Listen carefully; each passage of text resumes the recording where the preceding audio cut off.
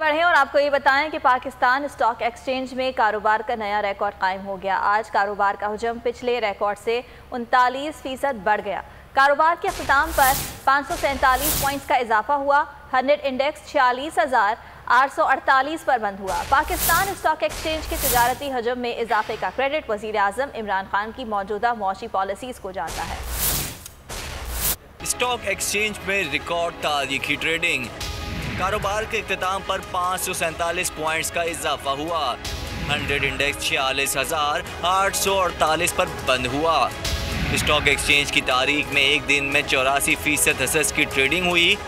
छोटी मालियत के हसस में 49% तिजारत हुई। सबसे ज्यादा कारोबार वर्ल्ड कॉल टेलीकॉम लिमिटेड के 707 मिलियन शेयर्स का हुआ। पाकिस्तान स्टॉक एक्सचेंज मार्केट में पहली बार 1 अरब 56 करोड़ हसस का कारोबार हुआ। पाकिस्तान स्टॉक एक्सचेंज की तारीख में किसी एक दिन में कारोबार का ये सबसे बड़ा हजम है। इससे पहले 11 फरवरी 2021 को सबसे ज्यादा 1 अरब 125 करोड़ हसस का कारोबार हुआ था। वजीर मुमलिकत फ़ारूक हबीब ने ट्वीट किया, पाकिस्तान स्टॉक एक्सचेंज के तिजारती हजम में इजाफे का क्रेडिट वजीर आज़म इमरान खान की मौजूदा मुआशी पॉलिसियों को जाता है। असद उमर ने ट्वीट में लिखा, ये मुस्तहकम मईशत की बहाली के आसार हैं। शहबाज गिल ने लिखा, 20 अरब डॉलर करंट अकाउंट खसारा 959 मिलियन डॉलर सरप्लस में तब्दील हो गया। और पाकिस्तान स्टॉक एक्सचेंज में मौजूदा तेज़ी की वजह क्या है, हम जानेंगे। मार्केट एक्सपर्ट हैं शाहिद महमूद साहब, उनसे। शाहिद साहब, बहुत शुक्रिया आपके वक्त का। शाहिद साहब, खासी तेज़ी देखी जा रही है पाकिस्तान स्टॉक एक्सचेंज में, इस मौजूदा तेज़ी की वजह क्या लगती है आपको? देखिए, इसमें आप अगर देखें तो बेसिकली इसका पीछे काफ़ी बैकग्राउंड है मार्केट का। कोई शॉर्ट टर्म पे तो देखें कि पॉलिटिकल थोड़ी सी स्टेबिलिटी हो गई, नॉइस थोड़ी सी कम हो गई है। लेकिन अगर पीछे हम प्रीवियसली देखें तो मार्केट जो है ना, कोविड से पहले भी कोई 42,000 पे थी, और लेकिन डिस्काउंट रेट उस टाइम 13.25 पे था। तो फिर उसके बाद डिस्काउंट रेट को देखो 13.25 से 7% पे आ गया। तो डेफिनेटली मार्केट में भी काफ़ी पोटेंशियल है, सही है। तो जो कोविड जैसे ही ये आपका थोड़ा सा कंट्रोल में होता है तो मार्केट काफ़ी उसका जो आउट परफॉर्म करती है, काफ़ी पॉजिटिव उसमें एक्टिविटीज़ देखी जाती हैं। तो अभी भी यही है कि जैसे ये थोड़ा कोविड कंट्रोल हुआ है, सही है। इस पहले थोड़ा रमज़ान था, रमज़ान में वैसे भी थोड़ी सी चीज़ें स्लो होती हैं। उसके बाद कोविड के नंबर्स काफ़ी बढ़ रहे थे, लोग थोड़े पैनिक थे। तो वो चीज़ें आपकी थोड़ी सी कंट्रोल जैसे ही हुई हैं तो अल्टीमेटली अब इन्वेस्टर्स का जो है इंटरेस्ट इसमें बढ़ा है, और इंडिविजुअल इन्वेस्टर्स काफ़ी अच्छा इसमें पार्टिसिपेट कर रहे हैं। और आगे भी ये लगता है कि जो है वो बेहतर। आपने इन्वेस्टर्स की बात की, अगर इन्वेस्टर्स पॉइंट ऑफ व्यू से बात की जाए तो कौन से ऐसे सेक्टर्स हैं जिनमें वो अभी इन्वेस्ट कर सकते हैं? देखिए, अब इसमें बेसिकली इन्वेस्टर्स अगर मीडियम टू लॉन्ग टर्म पे कर रहे हैं, फिर तो उनको एक टेक्निकल बेसिस पे और फाइनेंशियल बैकग्राउंड की बेसिस पे जो है ना उनको इन्वेस्ट करना चाहिए। लेकिन होता ये कि जो नए कस्टमर हैं वो ज़्यादा फास्ट मूविंग स्टॉक में इन्वेस्ट कर रहे होते हैं। अब फास्ट मूविंग जो स्टॉक्स होते हैं वो रिस्की भी काफ़ी होते हैं। तो मेरे ख्याल में अगर कोई नए कस्टमर्स हैं, सही है, तो उनको लॉन्ग टर्म पे स्ट्रेटजी अपनी रखनी चाहिए। मीडियम टू लॉन्ग टर्म पे कि ये साल 2 साल 3 साल वो कंपनी का पोटेंशियल देखें, फाइनेंशियल बैकग्राउंड देखें, फिर वो इन्वेस्टमेंट करें। उसमें आपका ऑयल सेक्टर काफ़ी डाउन साइड पे है, सही है। आपका बैंकिंग सेक्टर भी अभी थोड़ा सा डाउन है, सही है।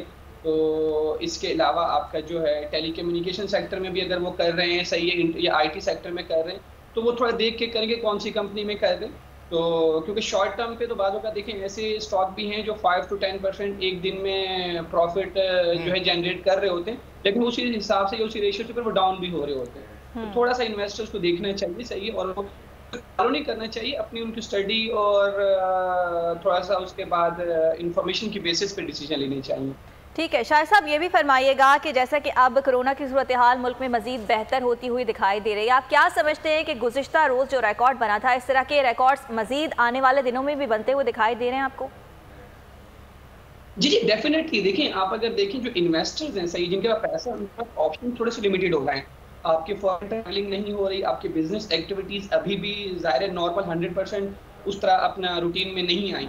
तो जाहिर जो इन्वेस्टर्स के पास अमाउंट है, उन्होंने कहीं ना कहीं तो इन्वेस्ट करना है। तो इन्वेस्टमेंट ऑप्शंस लेस होने की वजह से या कम होने की वजह से स्टॉक मार्केट में काफ़ी इन्वेस्टमेंट हो रही है। दूसरा, डिस्काउंट रेट भी कम साइड पे है, तो फिक्स इनकम साइड पे या बैंकिंग सेक्टर में भी उनको इतना प्रॉफिट अच्छा नहीं मिल रहा।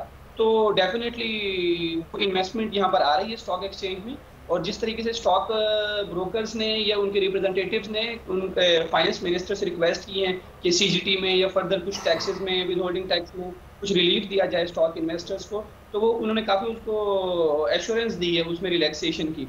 तो वो भी अगर हो जाती है तो ये स्टॉक मार्केट के लिए काफ़ी अच्छा साइन होगा। मेरे ख्याल में इससे अच्छे भी रिकॉर्ड बन सकते हैं और मार्केट काफ़ी ग्रो कर सकती है। शायद साहब, अगर ख़ास तौर पर तामीराती सेक्टर की बात की जाए तो खासी छूट दी गई टैक्सेस वगैरह में हुकूमत की जानिब से, और उसके बाद हमने देखा कि सीमेंट सेक्टर ने खासा अच्छा परफॉर्म किया और गुज़िश्ता रोज़ भी हमने देखा। तो सीमेंट सेक्टर के अंदर अगर कोई इन्वेस्ट करना चाहता है तो उसको क्या आप एडवाइस करेंगे?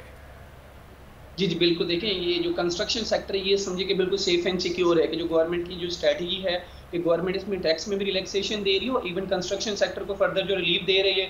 और उसके बाद ये जो आपके ऐसे लोग जिनके पास कोई घर नहीं है उनके लिए जो 3%, 4% या 5% पे जो लोन दे रही है, पहले स्टाफ लोन मिलता था बैंक के एम्प्लॉइज को, अदरवाइज आपका अगर इंडिविजुअल कस्टमर है उसको 10-15%, 20% पे लोन मिलता था। तो वो लोन उसको सिर्फ 4-5%, 6% मिल रहा है। इन्फ्लेशन के फिगर्स आपके डबल डिजिट में होते हैं, तो इट मीन्स कि उसको तो मार्केट प्राइस से कम प्राइस में उसको मिल रहा है। तो वो जाहिर है डिमांड बढ़ रही है कंस्ट्रक्शन में, घरों की सही है, ये छोटे घरों की यूनिट्स की। तो डेफिनेटली जब वो कंस्ट्रक्शन होगी तो कंस्ट्रक्शन से रिलेटेड जो आइटम्स हैं उसमें चाहे आपका मेनली तो जाहिर है आपका सीमेंट है या उसके बाद स्टील है, तो ये अच्छे सेक्टर्स हैं। इसमें आप मीडियम टू लॉन्ग टर्म पे डेफिनेटली करके अच्छा प्रॉफिट आप गेन कर सकते हैं और इसमें आपके लॉस के चांसेस भी सबसे कम है कंस्ट्रक्शन सेक्टर में, यानी कि रिस्क सबसे कम है। ठीक है, बहुत शुक्रिया शाहिद महमूद साहब, आप हमसे पाकिस्तान स्टॉक एक्सचेंज की मौजूदा सूरत हाल के हवाले से गुफ्तगू कर रहे थे।